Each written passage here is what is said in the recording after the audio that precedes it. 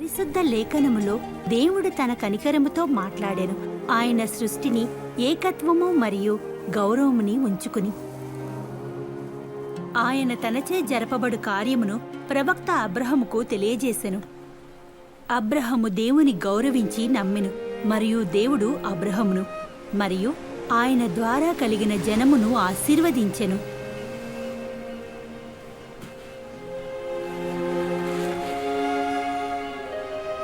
ఆయన అందరికీ వాగ్దానము చేసెను. అబ్రహము సంతతి ఇసుక రేణువుల వలె ఆకాశములోని నక్షత్రముల వలె విస్తరించునని.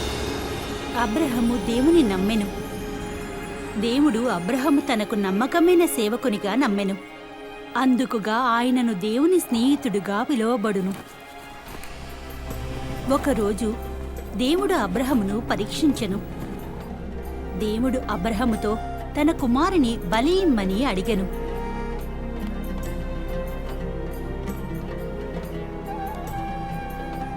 అబ్రహముకు తెలుసు తన కుమారుని ద్వారా తన సంతతి విస్తరించునని దేవుని వాగ్దానమని, రాజ్యములను దీవించును.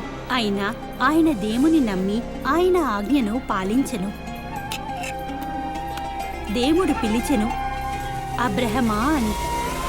నాకు తెలుసు నీవు నన్ను గౌరవిస్తావని, ఎందుకనగా నీవు ప్రేమించిన నీ కుమారుణ్ణి నా నుంచి దూరం చేయలేదు. అబ్రహము తన దగ్గరలో ఉన్న గొర్రెని చూపెను. తన బిడ్డకు బదులుగా అబ్రహము దేవునికి దాన్ని బలి ఇచ్చెను. దేవునిచే ఇవ్వబడ్డ గొర్రె అబ్రహము యొక్క కుమారునికి బదులుగా ఈ యొక్క దృశ్యము దేవుని ద్వారా జరగబోవు సంగతులు తెలియబడుచున్నవి.